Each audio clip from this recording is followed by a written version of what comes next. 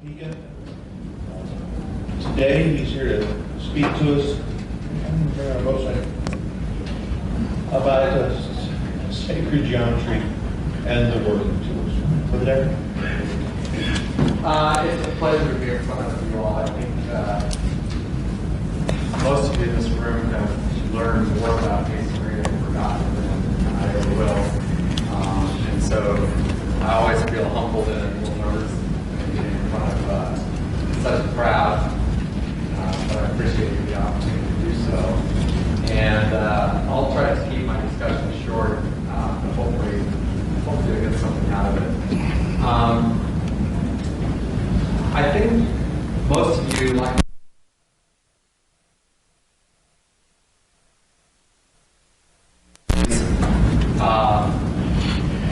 and we all know represented things that originally came from operating masonry, also represent symbolic masonry, and can be seen and viewed at multiple levels. What I want to talk to you about today is how the tools that we are given as an entered apprentice are all that we need to become a master, and we may not know it. You're given the tools as an entered apprentice that you need to create your own tools that you need and given in your master's degree, and hopefully by the time we get to the master's degree, we will learn how to use those tools and when we're taught in the second degree to do so. So I'm going to talk to you today about a gauge, 24-inch gauge. Okay. How many of you guys remember yardsticks like this? Yeah. It's like they never pull it out anymore, right? You know, this one's from the Santa Fe Railroad. And are any of you machinists? Anybody machinists? Machinists will tell you that a straight edge or a gauge is actually quite hard to get. And of all the tools that you entered apprentice, a gauge, especially one that's a straight edge, would probably be one of the hardest tools for someone to create out of nothing. You know, I'm very much interested in the startup problem. How did technology start from lesser technology and grow away all the way along? And the gauge is tough, especially to get one that's straight. But thanks to the Santa Fe Railroad and old yardsticks, I have one here for you. Okay. The other tool, and it's not presented as a tool, but I'd argue that it is a cable tow. Right? So if I take a cable tow and think of it literally as a cable, and I can knot it up, then I get something like this. Obviously this is short, but you can imagine working on buildings, bigger buildings, it would be a lot bigger. And all I've done is put 2 end knots in it and a couple knots in the middle. Right? And then we also have chalk. Even though they're not talked about directly and given to you as a tool, we have chalk and charcoal. Charcoal and chalk that are given to us as well. And from these 3 tools alone, all you need to lay out many of the geometric forms that form, and then I'll show you to create the master tool, but also to lay out the geometric forms that you see our symbols and some of the great edifices of old, right? And so, always, we need to start with a point within a circle. So, if you take your cable tow, a cable tow can make a makeshift compass, right? So we can get a point within a circle.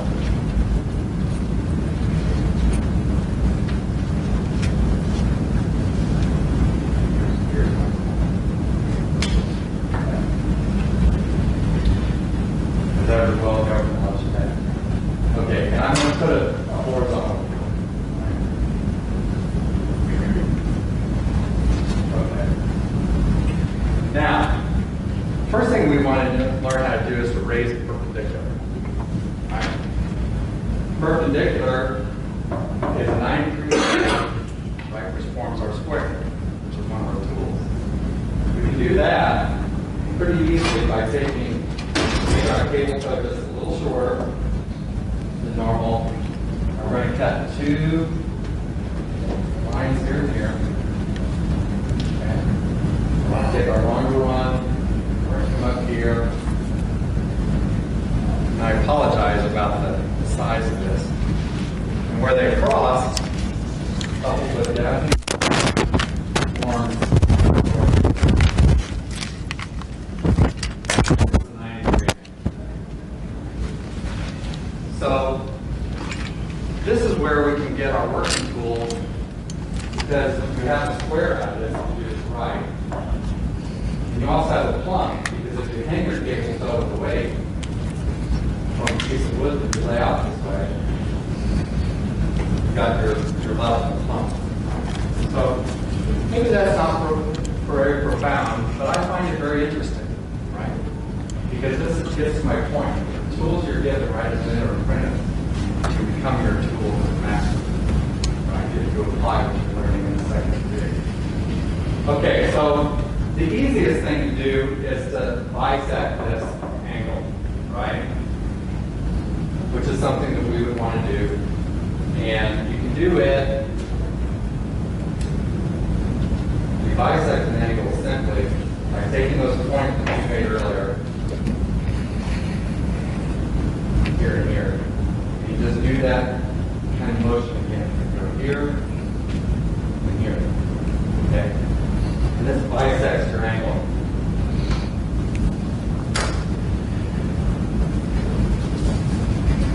Okay, so now we have 45 degrees here.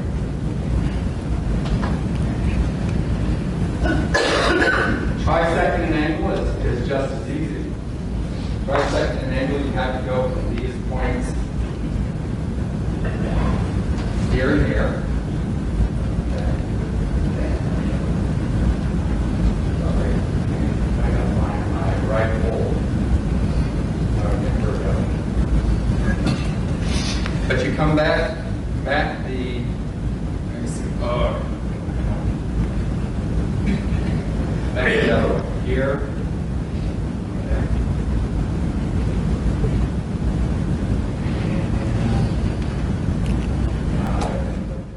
I'll do something like this. And then excuse me, but I'm going to freeform the connection.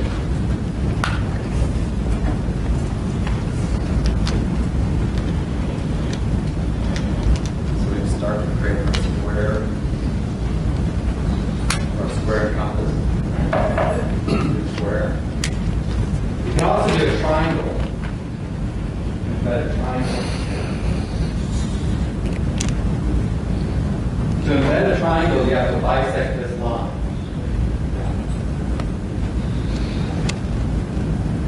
So I'm going to do that here.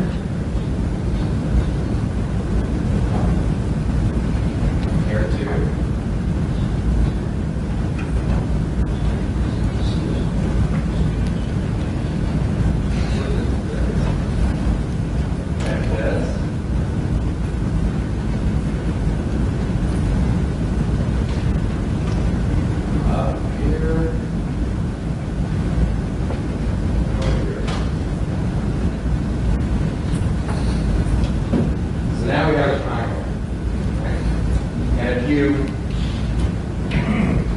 Like that angle of your triangle,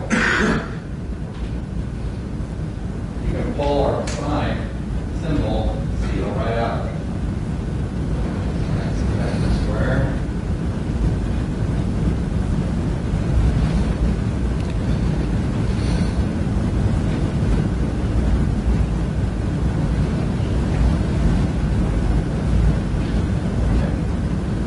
And we have a compass. So you can draw a circle up here, connect it up,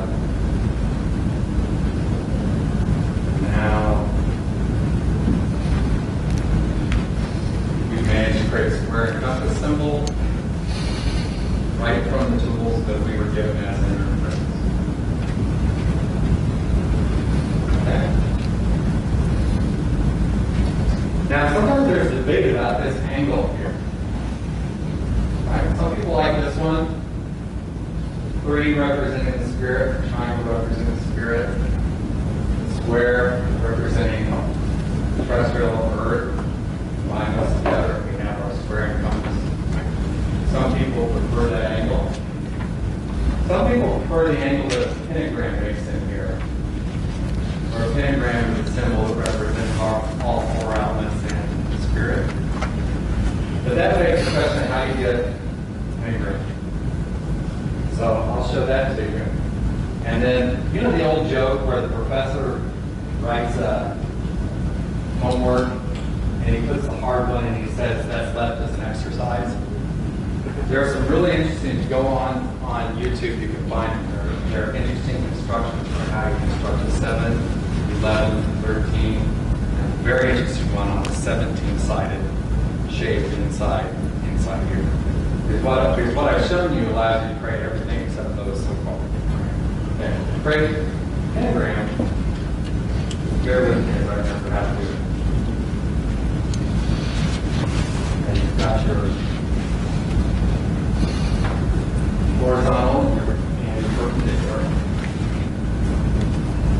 Okay. So we're going to start out doing it just like we were doing it with putting a triangle. What we're going to do first, we're going to bisect this line.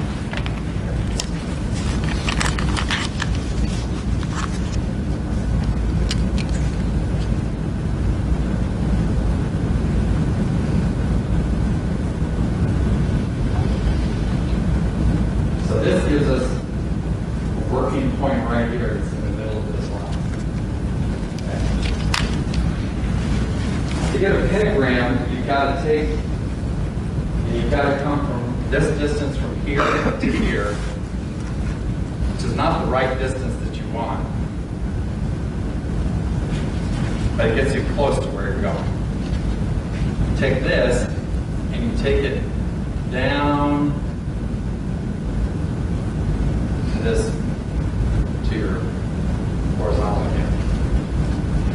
This gives you this distance from here to here. And that distance from there to there is exactly what you're looking for. So let me make myself a little compass.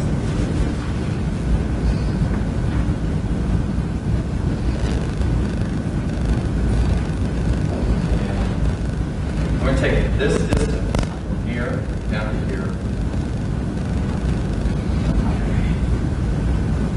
And we're going to swing it up to here, right there. We're going to swing it over to here, right here. Okay. And from these points, we're going to swing it down here. We're going to swing it. So, that's the trick of getting five-sided shape in it.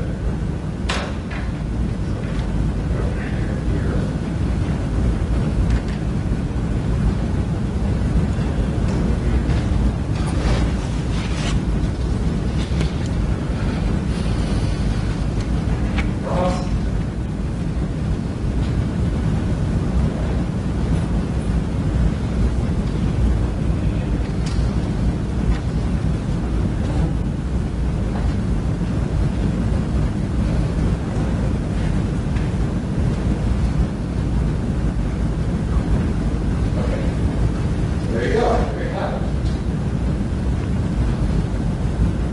So there's some that like this angle on the square and compass a little bit. Sometimes you'll see that.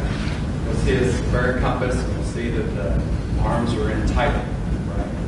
That would match this angle right here, close to it. So, you know, I don't know the various. Sometimes I wonder if people even think about it anymore, but I don't know if some people who are looking at the square and compass look at the triangle on top of the square as being what they're trying to see represented by that angle in the compass. Sometimes I wonder if people are seeing this angle, which is embedding a pentagram in there. Maybe it doesn't matter. Every brother has to draw their own conclusions and for themselves. But that's how you get a pentagram. So once you have that, you've got 5, 10, 15, 20, and all those shapes. So at this point, you pretty much have tools based upon what you were given as an apprentice to do all the polygon forms embedded in a circle, except for 11 and 17. and you go and then higher prime numbers. And if you go look at the history of finding how to do higher prime numbers in there, it's pretty modern. 17, the person who figured out how to do the 17, embed a 17-sided star inside a circle was Gauss, right? And so we're in the 19th century, 18th century, 19th century. So anyway. Now, the same principle can be applied to a line. I've shown you how to bisect a line. There are techniques to trisect a line. Now, cutting a line into parts, equal parts, there's another technique you can use for that. As far as I was showing you a circle. But if you have a line, you want to cut it into any number of parts.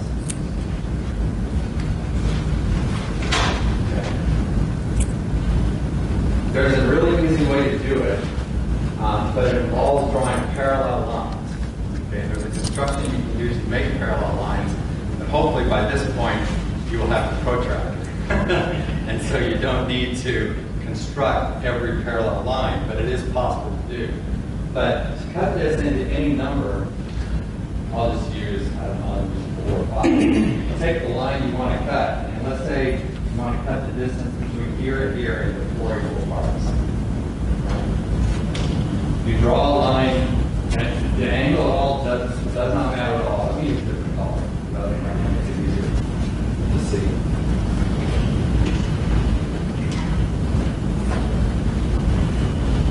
Angle doesn't matter at all. You just draw a line up here. Okay. And then you set your cable toe compass to, you sort of have an eyeball. You want a size that is actually shorter than what it would take to divide that up equally. So that's not really good. These two here, there. See, if I use this to divide that up into 4 parts, it actually doesn't stretch all the way between the two, and that's what you want. Because then you take that and you make 4 equal parts up this line. Precision is important here.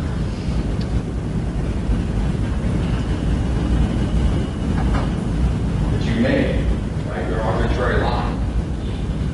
From there, you connect here to here, and then this is where the parallel lines part comes into play. Because there's a technique where I can now construct a parallel line to this line. Okay. Like I said, hopefully by now you have a protractor, and I'm going to eyeball this. You take these down by drawing parallel lines to here. What you've done is you've cut this into 4 equal lines. And this works with any number of divisions. 5, 6, 1, 3, right? That are needed here to divide your line. Okay?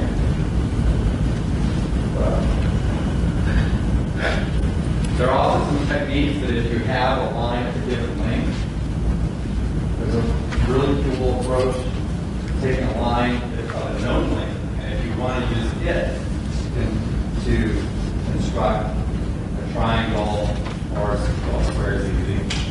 But depending on hexagon, whatever, you can do it based upon this line. And there's a construction method that uses the draw based upon any size line that's shaped as well. There's a wonderful book it's a series of books, Michael Gardner called Constructing the Universe, where he goes through these basic forms and he looks at how you can construct models of or solar based upon these. Now, he uses average orbit lengths, right? Which we all know from modern science that the orbits aren't perfect, right? So let's say it's a close approximation, but you have to understand that that kind of thinking is what we used originally, and it does post the model. We know that all of science is about building analogs to the real world. And we know Newton built an analog of gravity that was, we still can use to get to the moon, right? Even though it's not quite right. Even though Einstein showed it, well, not exactly right. So, but Gardner's constructed the universe does show you a nice analog in the universe, or in our solar system, and how that's laid out, and how you can lay it out. Using the exact same techniques based upon the tools that were given us in the So, I know a lot of men who have been through all degrees, and I count myself as one of them, that even though you've been through the degrees, to say you're a master, are you really a master? Right? You can be given the degree, but nobody can make you a master. And so, hopefully with these techniques, you'll understand symbolically that the tools that were given as an inner apprentice, right? With the knowledge that we see and learn